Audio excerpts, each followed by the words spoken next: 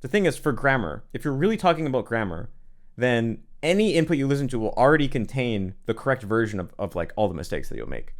Like the biggest grammar mistakes that people tend to make when they're learning Japanese are using the wrong particle at the wrong time, conjugating things wrong, or just using the wrong conjugated form, like the wrong tense, for example. Like maybe they say like yatteru instead of yatteta, or reverse or something like that, or sometimes a lot of people just like mess up the te form, like they like put in a small tsu when it shouldn't be there for a certain word or something like that. Probably one of the biggest ones is like, I call them nominalization mistakes, but basically putting da when you don't need it or forgetting to put no when you do need it. So like, for example, if you say like sugoi, you can't say sugoi dane because da only can attach onto nouns. So you have to say sugoin dane because that that you put in between, that's just a shortened form of no. And what that does is it makes the sugoi a noun. But a lot of people will make that mistake. And they'll do the reverse. If they want to say like because I like it, they'll say like ski kara, when you really have to say ski dakara, because that kara can only attach onto, like it can't attach directly onto a noun. It can attach directly onto a verb or an adjective, like an e-adjective, but in order to attach onto a noun, you need the da to like complete it. So ski dakara. So like those types of things, a lot of learners mess up a lot. These are the most common grammar mistakes, if you're really just talking about grammar mistakes. But all of these, you could literally get any input in Japanese and you'll be constantly exposed to like all of these. Can I cut in and ask really quickly here? So like for instance, right, like "skidakara," right? Like actually, there's a song that says that, so like it always sounds right to me, right? But so like for instance, in normal immersion, you might see that like I don't know once every hour or two, right? And I'm talking about like this is something that I've kind of obviously not internalized correctly. So have this passive audio that I listen to that like let's say I listen to it 20 times a day for a week, right? That's like the equivalent of what 140 hours of immersion that I've done in 1 week, like for that specific error. So I'm not saying that like I wouldn't fix these by like normal immersion because I agree with you, right? These will come up all the time. But if this is something that I'm like struggling with, having it come up more often would probably, in my mind, make it easier switch in system one.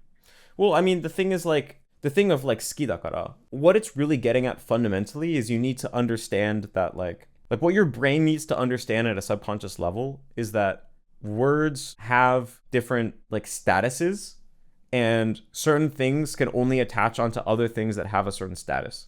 Mhm. So like e-adjectives and verbs have a certain status, and a noun has a lesser status than that. And it needs to have something that like boosts it to the same status as verbs or nouns for certain things to attach onto it. And that's like a very core deep thing. And like Mhm. just grinding like skidakara, like maybe that will help you get that one thing right just on the level of like pure phonetically. Like it'll just sound right when you say that one particular thing. And maybe there is some value in that. But the real goal is to like on like the deepest level have your brain understand like this is just the structure of Japanese. There's these certain categories exist. This word is in this category, and so it can't be combined with things in this other like category, right? Obviously, you Mhm. need that to all be completely subconscious and not like based on system two. And so that type of thing of like da attaching onto nouns, Mhm. that is gonna come up like probably every minute of like Yeah, dense yeah. immersion in a sense. So that's what I mean of like like ski dakara, yeah, that particular one won't come up. And like maybe there will be certain times where you have like fossilized constructions in your Mhm. output that would be good to kind of like just grind in one particular combination of words. But I mean, if you have like a grammar issue that's like really like that deep, then I think that like probably a better strategy would be to like create a noticing agent using system 2 that will notice every time that thing comes up in your immersion, and then just do normal immersion but be like noticing that. And I think that will make that difference go down Mhm. into the subconscious like learning. Like it will make those be stored as tokens that can actually contribute to your like statistical model, and then that will Yeah. help you like acquire it like over time. And that's basically what I did for like pitch accent.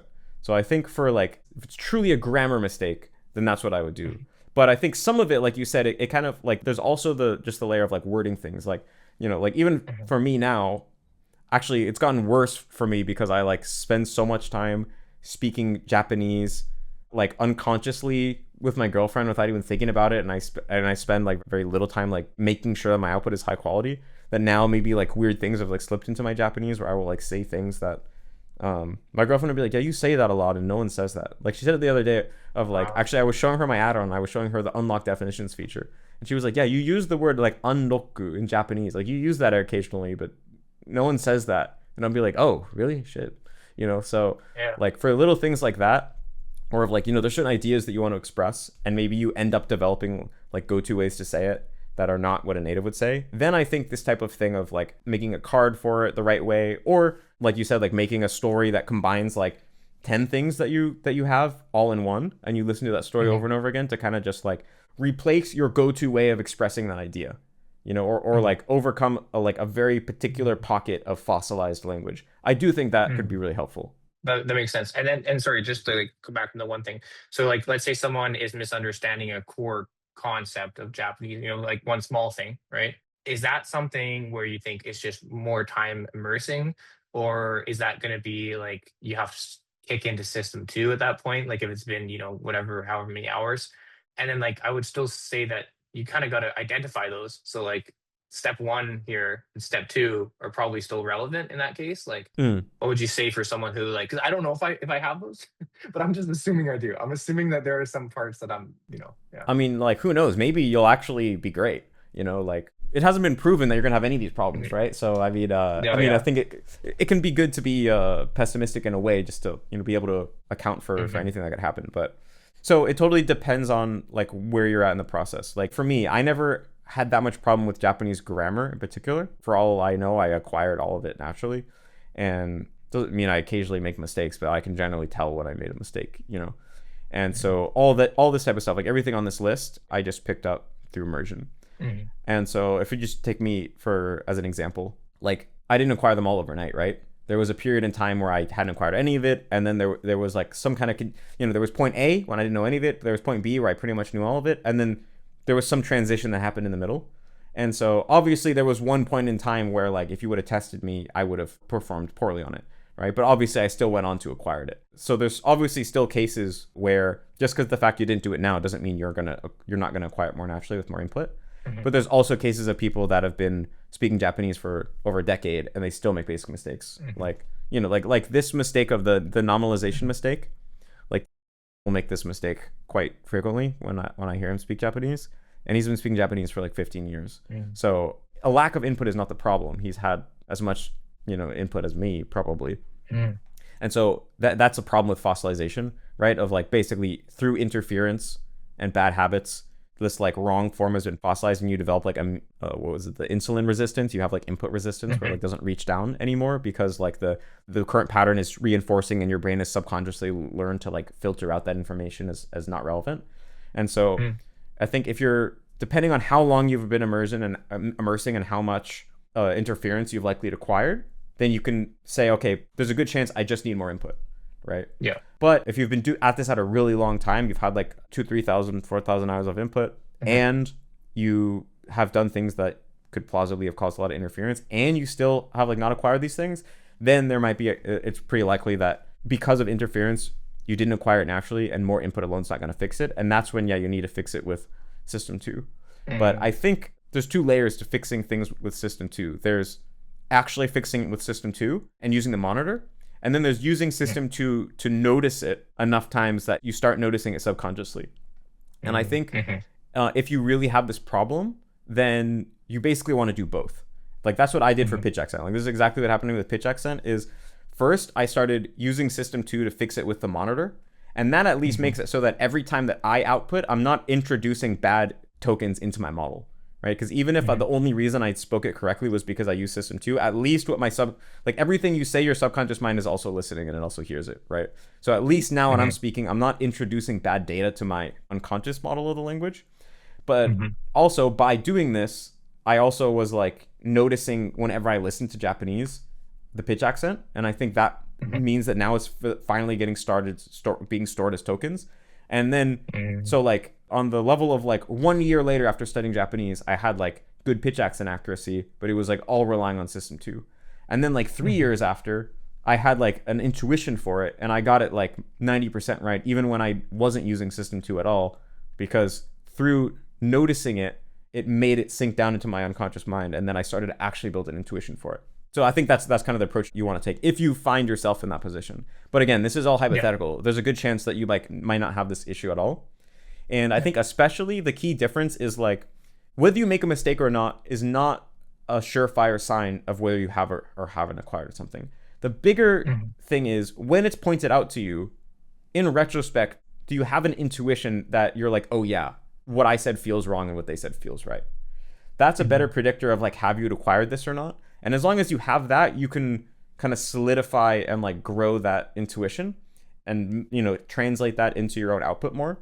Whereas like Mhm. for me in pitch accent, when a native speaker, if I said like benkyo suru, and a native speaker would be like, it's not benkyo, it's benkyo, and in my head I would go benkyo, benkyo. They 100% sounded both equally right to me. So that's how I really know like I had not acquired this at all, and I need to start building this from like the ground up. So it's like if you have the same thing with like wa and ga, for example, when you're like someone you used wa and the native speaker tells you, oh, actually it should be ga there, and you say the sentence back with wa and ga, and if it feels like okay, yeah, that kind of feels right, then you're pretty well off. It just kind of means that maybe you need to pay a little bit more extra attention to it and get corrected a little more, and it will probably it's like you have it there, just the input part of the brain and the output part of the brain aren't like fully connected yet. Mhm. But if you have that sense of like they both feel completely equally valid, and you probably have some interference and you've been doing and you really have like a lot of input under your belt, then you probably have to start taking it into your own hands, like using system 2 to kind of fix that. Yeah, thank you. That makes a lot of sense. I think the hardest part is to know if it's actually input deficiency or if it's Yeah. actually like right. Well, on a certain perspective, the way you could think about it is like if you're gonna have to fix it with system 2, it's gonna be the same Mhm. process no matter when you do it. Like for me, I don't Yeah. think that fixing my pitch accent would have been any harder or earlier if I started a year earlier or I waited a year later, because it's all Mm. system 2 anyway.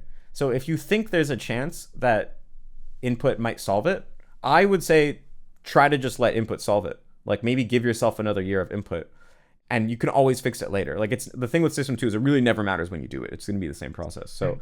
I would lean to the side. If you think there's a good chance that maybe it's just an input issue, I would run that experiment instead.